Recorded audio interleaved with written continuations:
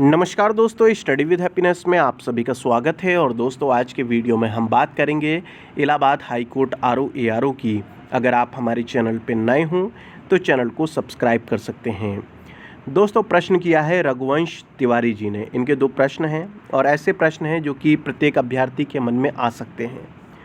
दोस्तों, पहला प्रश्न तो इन्होंने ये किया है कि एग्ज़ाम एनटीए करवा रही है तो क्या पेपर का लेवल टफ होगा in compare to previous exam.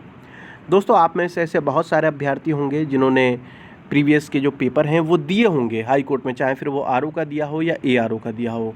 आपने देखा होगा जो कट ऑफ है जनरल कैटेगरी की मैं बात कर रहा हूँ, लगभग 160 जाने लगी है। मतलब 80% किस कारण से जाती है? वो इसी कारण से जाती है कि पेपर जो है वो इजी टू मॉडरेट बन रहा है, टफ़ पेपर बन ही नहीं रहा है।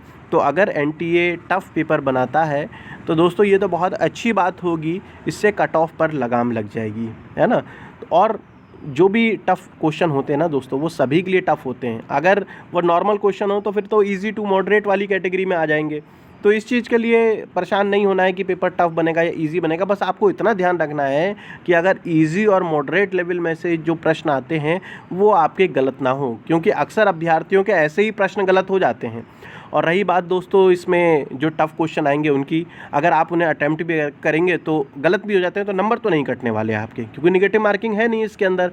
तो इसलिए जो है आप उन्हें भी अटैम्प्ट कर सकते हैं। प्रश्न तो आपको 200 में से 200 ही अटैम्प्ट करने हैं ना। ठीक है दोस्तों, अब हम पॉइंट करते हैं पॉइंट नंबर सेकंड की। इनका जो क्वेश्चन है कि टाइपिंग में बैक स्पेस अलाउ है, बिकॉज मैं टाइपिंग सीखा नहीं हूँ, ऑर्थोडॉक्स टाइप का हूँ। टाइपिंग में मैंने जॉब करता था पहले, स्पीड मेरी 35+ थी। और अब बैक स्पेस अलाउ होता है या नहीं, प्लीज़ कंफर्म करें। देखिए, अभी तक जितनी भी हाई कोर्ट की टाइपिंग हुई है, चाहे फिर वो आरओ की हो या एआरओ की हो, अभी तक सब में बैक स्पेस अलाउ रहा है। और इस बार के नोटिफिकेशन में भी ऐसी कोई बात नहीं की गई है कि बैक स्पेस अलाउ नहीं होगा। बैक स्पेस अलाउ होगा, मगर मैं आपसे प्रिकॉशन के लिए ये कहूँगा कि आप इस्तेमाल कम से कम करें।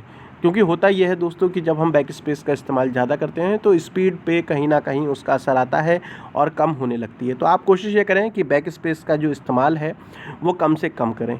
और यदि आप नॉर्मल मैटर पर 35 से 40 की स्पीड निकाल लेते हैं तो वहाँ पर भी जो टाइपिंग में जो है, जब आपकी एक्चुअल टाइपिंग होगी और जो हाई कोर्ट के जो जजमेंट होंगे उन पे आपकी स्पीड कम से कम 30 तो आ जाएगी, अगर आप नॉर्मल मैटर पे 40 की निकाल पा रहे हैं तो। ठीक है दोस्तों।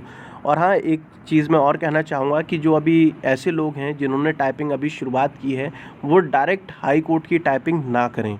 जिन्होंने अभी स्टार्ट की है, जिनकी स्पीड अभी 10 की है, 15 की है, पहले आप अपने नॉर्मल मैटर पर मिनिमम कह रहा हूँ मैं 30 की स्पीड कर लें, उसके बाद ही जजमेंट वाली टाइपिंग करें। अदरवाइज़ आपकी स्पीड बहुत ज़्यादा डाउन हो जाएगी। आप खुद ही डिमोटिवेट फील करने लगेंगे कि भाई मैं तो टाइपिंग कर ही नहीं पा रहा हूँ। ठीक है दोस्तों। और हाँ, जो मैं आपको एक जानकारी और दे देता हूँ कि जो इजी टू मॉडरेट वाले क्वेश्चन हैं जिनकी मैं बात कर रहा था, वो उनके पीडीएफ तैयार हैं सब्जेक्ट वाइज, आपको इसी वीडियो के डिस्क्रिप्शन में मिल जाएंगे। और जो टॉपिक अभी रह गए हैं जो कि इस परीक्षा में पूछे जाएंगे, उन पे भी जल्द ही पीडीएफ आपको हमारे चैनल के माध्यम से उपलब्ध करा दिए जाएंगे। जल्द मिलेंगे दोस्तों हम नेक्स्ट वीडियो में। तब तक के लिए जय हिंद, जय भारत।